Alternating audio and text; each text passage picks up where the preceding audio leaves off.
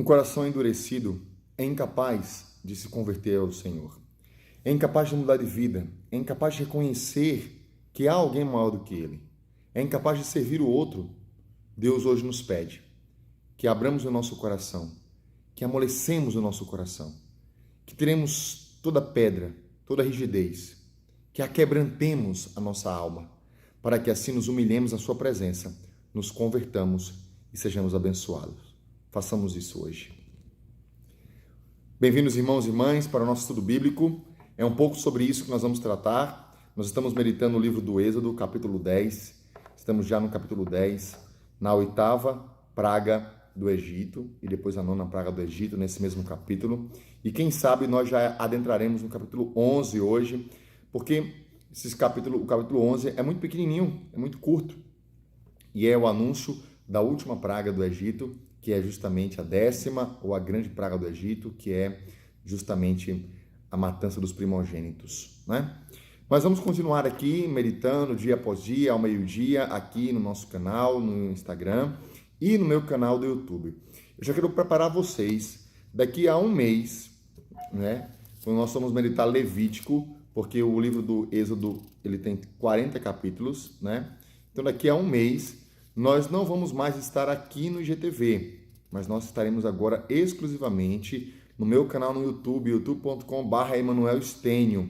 Então corre lá, se inscreve, porque daqui a um mês todos os estudos bíblicos estarão lá, desde o ano passado, o livro de Mateus, até o Apocalipse, ou seja, todo o Novo Testamento, os 12 livros dos profetas menores, que nós já lemos nesse ano do Antigo Testamento, o livro do Gênesis e o livro do Êxodo. E começaremos lá o nosso livro do Levítico, para que aqui a gente consiga fazer um resumo, enfim, tá bom? Então será lá no meu YouTube. Por enquanto, continuamos aqui, com a graça de Deus. Deixe seu comentário, curta, marque mais pessoas e vamos juntos. Como é que a gente faz isso, Emanuel? Pega a Bíblia, quem está chegando agora, sempre tem gente chegando agora. Pega a Bíblia, uma caneta e comigo nós vamos caminhar 10 minutinhos, 15 minutos no máximo, com a palavra de Deus, lendo junto, você na sua Bíblia, eu na minha, e a gente vai falando da palavra de Deus, tá bom? Em nome do Pai, do Filho e do Espírito Santo, amém. Senhor, derrama o teu Espírito para que possamos entender a tua palavra e fazer a tua vontade, seguir os teus mandamentos. Aquebrando o nosso coração, Senhor, nós queremos ser homens e mulheres convertidos. Amém. Meus irmãos, estamos lendo aqui as pragas do Egito, né? Estamos lendo já vimos que são 9 pragas do Egito e a 10ª, a poderosa praga, que é a morte dos primogênitos. Então começou com a água que se transformou em sangue, né? A água que gera vida, que transformou em sangue da morte, etc. Depois nós vimos aí as rãs, os mosquitos, deixa eu só dar uma pegada aqui rapidinho, exatamente. Depois vimos dos mosquitos as moscas, né, que tomaram conta. Aí teve a peste dos animais, todos os animais morreram. Depois as úlceras, né, as pessoas com doenças ficaram ali. A chuva de pedras. E agora a 8ª vai ser os gafanhotos e a 9ª o dia de trevas. 3 dias de trevas, né? Vamos lá então. Versículo 1, capítulo 10. Disse Yahvé a Moisés: Vai ter com o faraó, pois lhe obstinei o coração e o coração dos seus servos, para que eu faça esses meus sinais no meio deles, e para que narres a teu filho e ao filho do teu filho, como zombei dos egípcios e quantos sinais fiz no meio deles, para que saibais que eu sou Yahvé.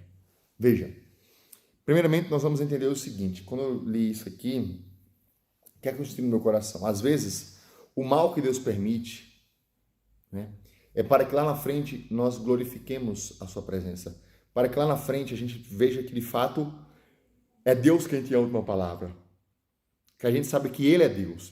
Então, Deus permitiu que o coração do faraó se endurecesse, que ele não aceitasse libertar o povo, para que assim ele pudesse também demonstrar o poder do seu braço, demonstrar que ele é o Senhor, que ele é o Rei de todas as coisas, para que ele zombasse do inimigo de Deus, né? Então, confiemos nesse Deus que é todo-poderoso, que tem a sua pedagogia, que não cabe na nossa cabeça, mas que é o nosso Deus, né? E tudo pode. Versículo 3. Moisés e Arão apresentaram-se, pois, ao faraó e disseram-lhe: Assim diz Yahvé, o Deus dos hebreus, até quando recusarás humilhar-te perante mim? Deixa o meu povo partir para que me sirva. Mais uma vez, né, gente? Todas as vezes que Moisés chega ao faraó, ele usa essa palavra, deixa o meu povo partir para que me sirva. Eu já disse isso e endosso novamente. Toda libertação que Deus permite que nós vivamos é para servi-lo, é para ser santo, é para servir ao próximo. Não adianta se libertar de um vício e viver na vida promíscua, se curar de uma doença e perder a alma. Né?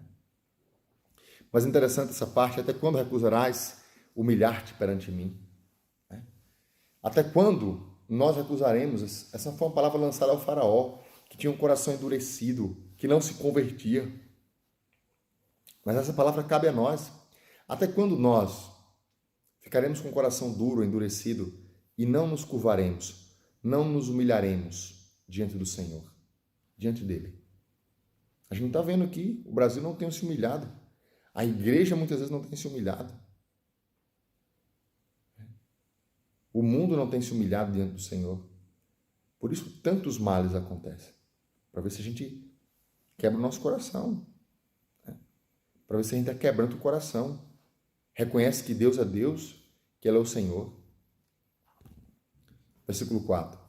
Se recusares deixar o meu povo partir, eis que amanhã farei vir gafanhoto sobre o seu território. Eles cobrirão a face da terra e não se poderá mais ver o solo.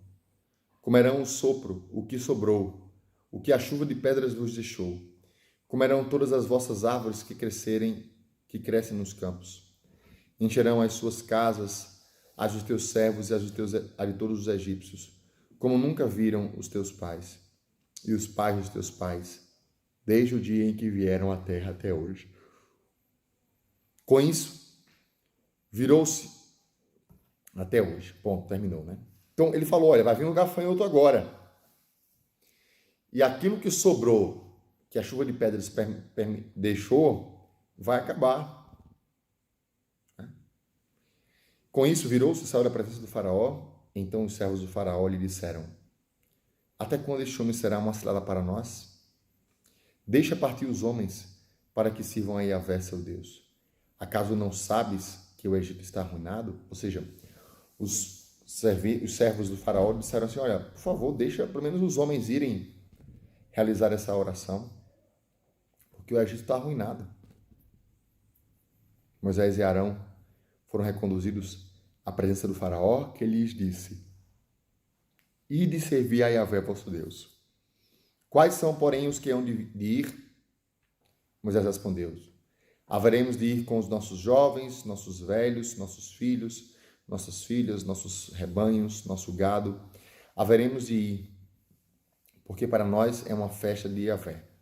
O faraó disse: Que Yahvé esteja convosco quando eu os deixar partir com vossas mulheres e crianças.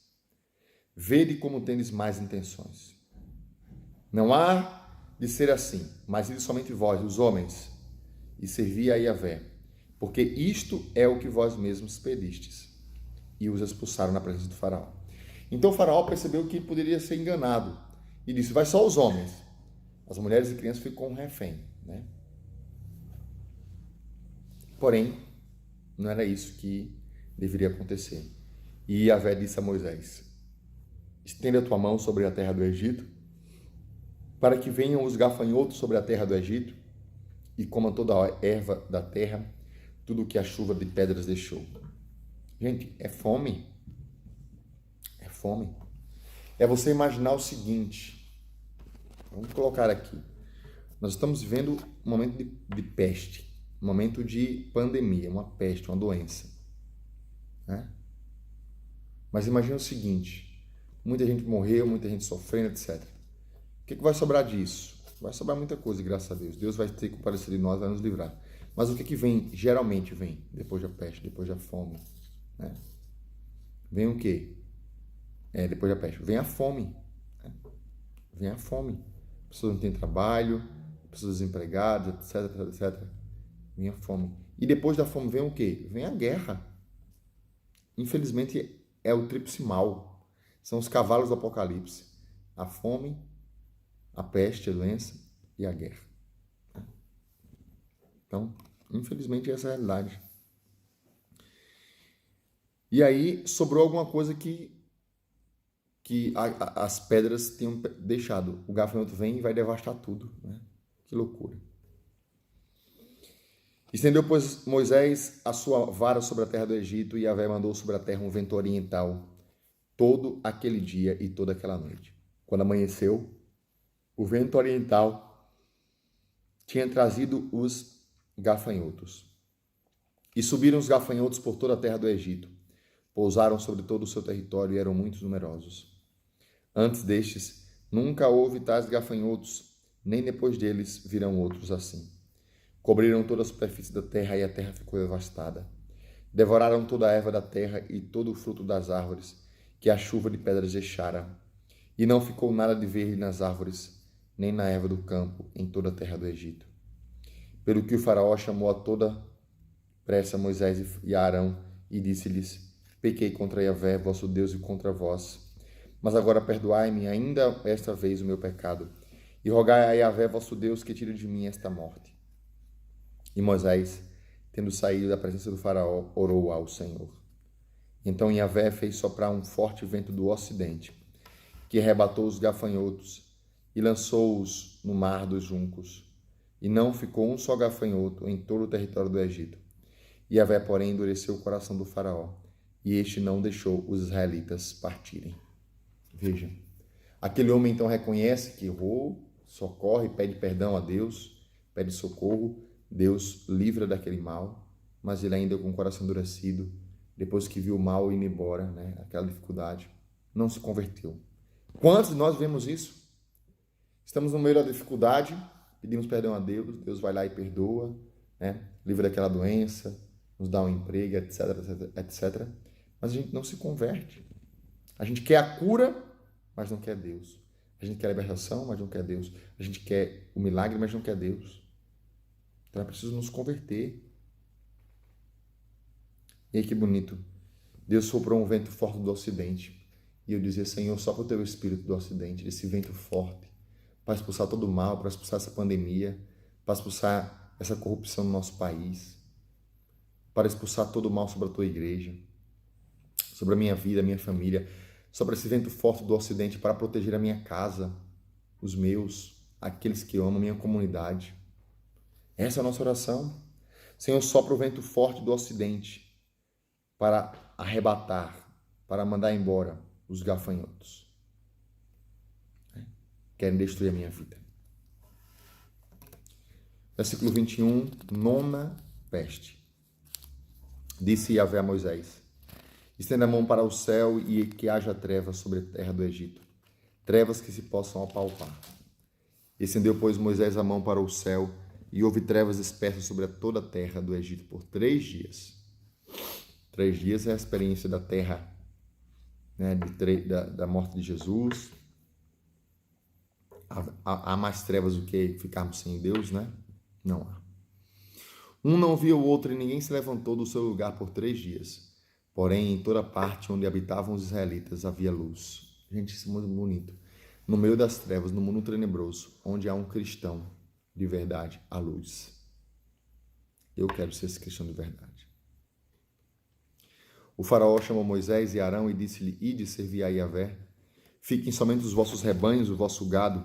As vossas mulheres e crianças também irão convosco. Isso já mudou, né?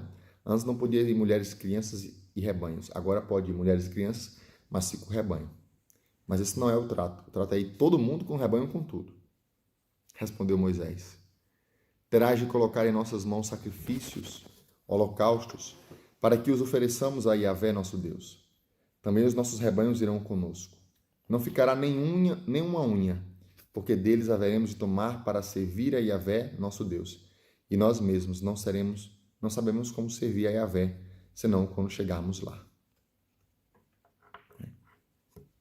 Então, veja, última praga, uma escuridão. Relação com o fim dos tempos. Amanhã a gente toma nota desse assunto, volta um pouquinho aqui e vamos para o capítulo 11. O que Deus falou com você no dia de hoje? Deixa aqui nos comentários, partilhe para mais.